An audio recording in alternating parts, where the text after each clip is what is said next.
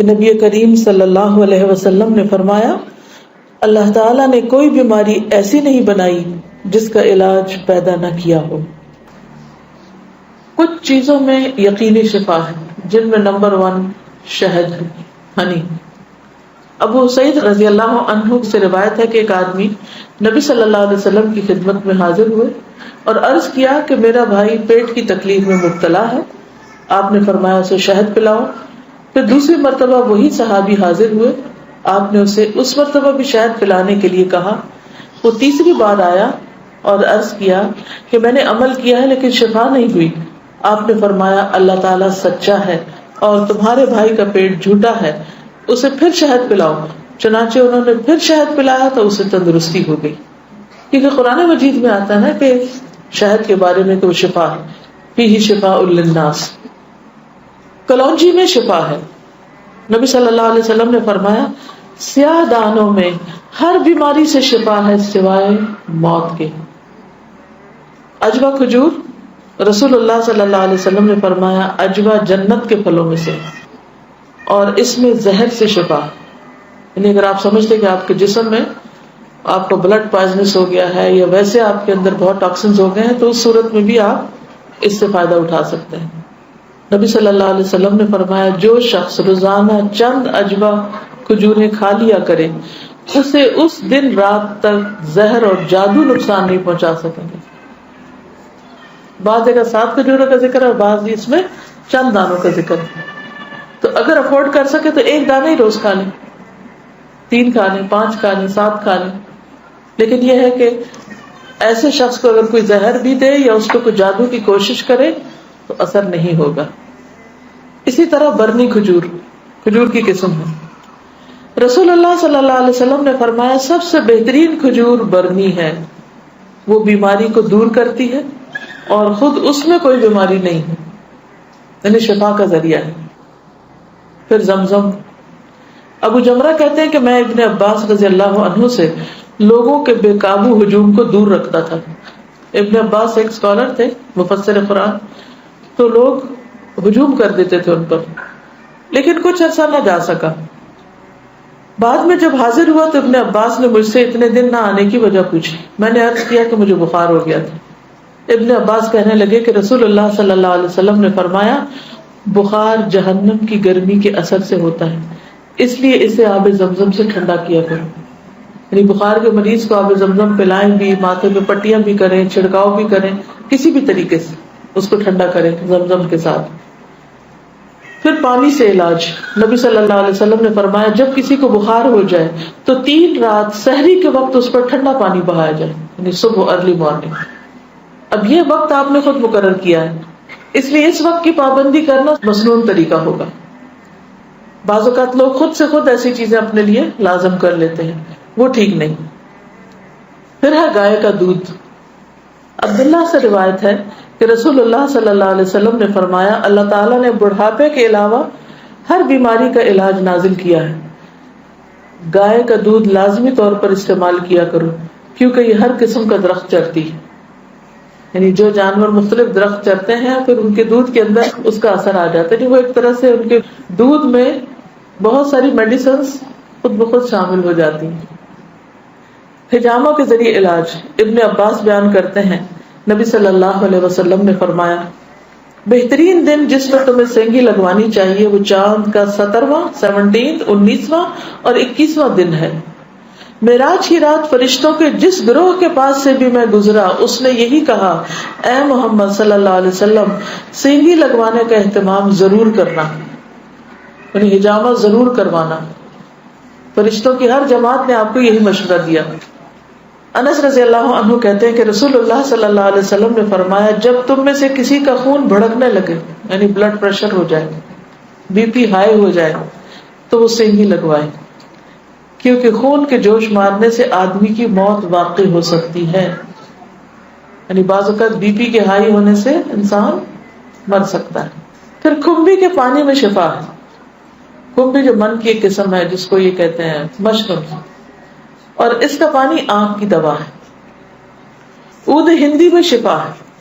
ام قیس سے مروی ہے کہ میں اپنے ایک لڑکے کو لے کر حضور صلی اللہ علیہ وسلم کی خدمت میں حاضر ہوئی۔ میں نے اس کی ناک میں بتی ڈالی تھی، اس کا حلق دبایا تھا، چونکہ اس کو گلے کی بیماری ہو گئی تھی. آپ نے فرمایا تم اپنے بچوں کو انگلی سے حلق دبا کر کیوں تکلیف دیتی ہو؟ یہ عود ہندی لو، اس میں 7 بیماریوں کی شفا ہے. ان میں سے ایک ذات الجنب، پسلی کا برم یعنی کہ نمونیا. اگر حلق کی بیماری ہو تو اس کو ناک میں ڈالو، اگر ذات الجنب ہو تو حلق میں ڈالو. یعنی بعض چیزیں ناک کے راستے بھی ٹپکائی جا سکتی، بعض گلے میں ڈالی جا سکتی.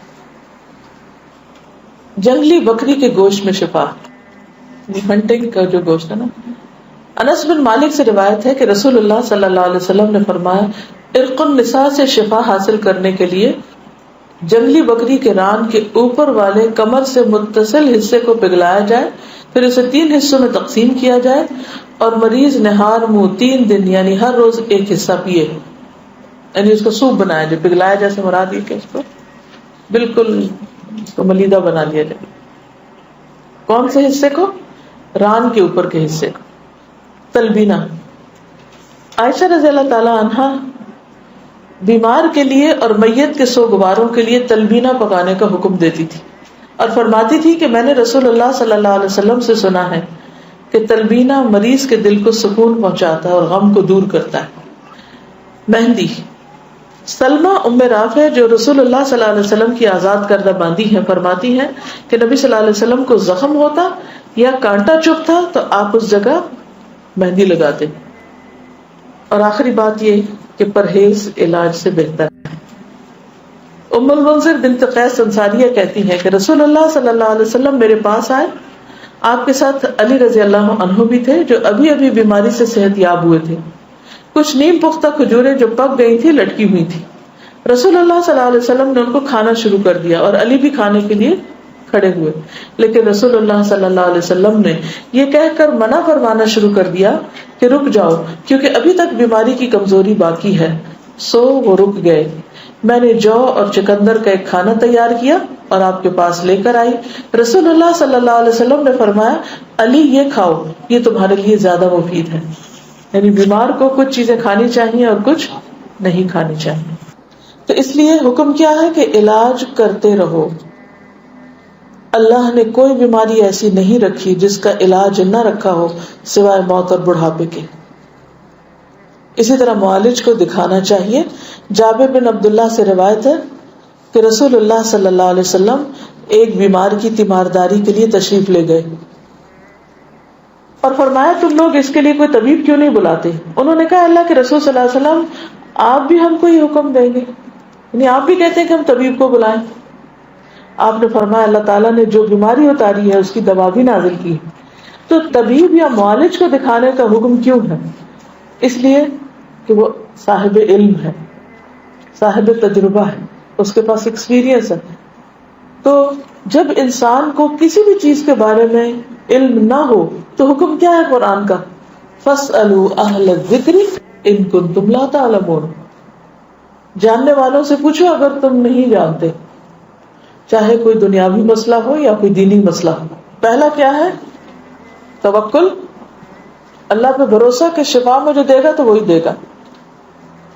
اور جو بھی کچھ کرے اس میں یہ نہ سمجھے کہ اس چیز کے اندر کوئی چیز ہے وہ اللہ ہی نے ڈالی اس وقت.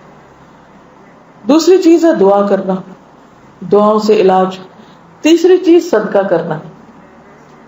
کوئی بیماری آئے تو صدقہ کیا جائے. ہمارے عام طور پر کالے بکرے کا صدقہ کیا جاتا ہے، تو اس کے لیے ضروری نہیں آپ چاہے بکرے کا کریں، چاہے مرغی کا کریں، چاہے کسی چڑیا کا کریں، چاہے کوئی بھی صدقہ کریں، چاہے کھانے کی چیز کا کریں یا کوئی کپڑے کا یا کسی بھی شکل میں. حضرت حسن بصری سے روایت ہے کہ رسول اللہ صلی اللہ علیہ وسلم نے فرمایا داؤ مرضاکم بالصدقہ، اپنے مریضوں کا علاج صدقہ کے ذریعے کیا کرو. یعنی آپ کو کوئی تکلیف ہوئی فوراً جا کے صدقہ نکال دیں. تیسری چیز کتاب اللہ سے علاج، یعنی قرآن مجید شفا ہے. اور یہ کہاں سے پتہ چلتا ہے؟ خود قرآن مجید سے ہی پتہ چلتا ہے. وَنُنَزِّلُ مِنَ الْقُرْآنِ مَا هُوَ شِفَاءٌ وَرَحْمَةٌ لِّلْمُؤْمِنِينَ وَلَا يَزِيدُ الظَّالِمِينَ إِلَّا خَسَارًا. اور ہم قرآن میں جو کچھ نازل کرتے ہیں وہ مومنوں کے لیے تو شفا ہے اور رحمت ہے، مگر ظالموں کے خسارے میں ہی اضافہ کرتا ہے. تو قرآن مجید میں جو کچھ ہے وہ سارے کا سارا شفا ہے.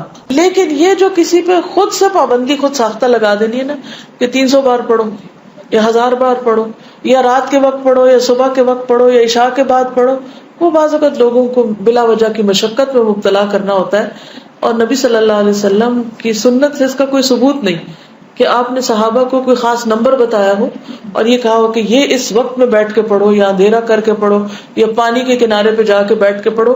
یہ پھر خود ساختہ پابندیاں ہو جاتی ہیں اور لوگ بھی ڈرنے لگتے ہیں کہ اگر یہ 41 دن نہ پڑی یہ چیز تو کام نہیں ہونے کا. نہیں، اللہ تعالیٰ تو ایک دفعہ سے بھی سنتے ہیں، لا الہ الا انت سبحانک انی کنت من الظالمین. اصل چیز ہے کہ اخلاص اور شوق کے ساتھ انسان پڑھے. صرف اس کو ایک رٹو طوطے کی طرح رٹتے رہتے ہیں، پڑھتے رہتے ہیں، نہ کوئی یقین ہوتا ہے، نہ کوئی روح ہوتی ہے اور نہ ہی کوئی سمجھ ہوتی ہے کہ کیا پڑھ رہے ہیں. تو یہ ٹھیک نہیں. اسی طرح غیر شرعی علاج سے بھی پرہیز کرنا چاہیے. قیس بن سکن اسدی کہتے ہیں کہ عبداللہ بن مسعود نے اپنی بیوی کو دیکھا کہ اس نے خسرے کی بیماری کی وجہ سے تعویذ پہنا ہوا تھا. خسرہ کی بیماری معلوم ہے، جو سارے جسم کے اوپر وہ دانے آ جاتے ہیں. آپ نے اسے سختی سے کاٹا اور کہا کہ عبداللہ کی آل شرک سے بیزار ہے.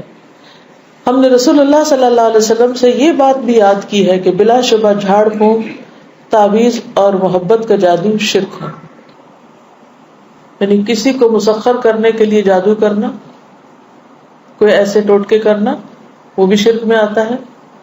یعنی بعض خواتین ہوتی ہیں نا، وہ اپنے شوہر کا دل جیتنے کے لیے بابوں کے پاس چلی جاتی ہیں، وہاں سے کچھ عملیات کرواتی ہیں، تو یہ شرک میں آ جاتا ہے.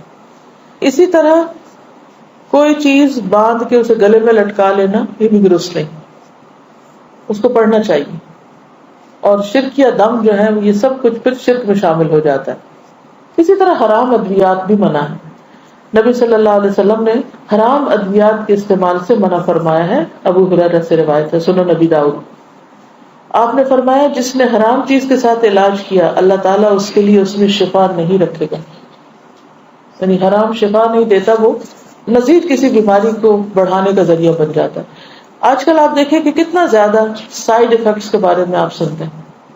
تو بعض اوقات ایسی دوائیاں جو ایک مرض کو بظاہر کیور کرتی ہیں، وہ اپنے ٹاکسنز اور جگہوں پر اتنے زیادہ پیدا کر دیتی ہیں کہ جس سے ایک مرض جاتا ہے تو ایک اور نکل آتا ہے، جو مکمل شفا نہیں ہوتی. الکوہل سے علاج کرنا منع ہے. بعض لوگ کھانسی وانسی میں وہ دیتے ہیں نا برانڈی، اور کہتے ہیں بس ایک چمچہ بچے کو پلا دو تو ٹھیک ہو جائے گا. چاہے اس سے وہ ٹھیک ہو بظاہر، لیکن وہ مزید مرض پیدا کرنے والی، وہ شفا کا ذریعہ نہیں بلکہ بیماری ہے. نبی صلی اللہ علیہ وسلم نے جو فرمایا کہ 3 چیزوں میں شفا ہے، اس میں ایک شربت اصل، شہد پینا، اور دوسرا شرطت محجم، یعنی اس کے کٹ میں وہ جو حجامہ والا کٹ لگاتا ہے، اور تیسرا داغنا. تو میں تمہیں داغنے سے منع کرتا ہوں. 2 طریقے ٹھیک ہے، شربت اصل ٹھیک ہے، شرطت محجم ٹھیک ہے، لیکن داغنا ٹھیک نہیں.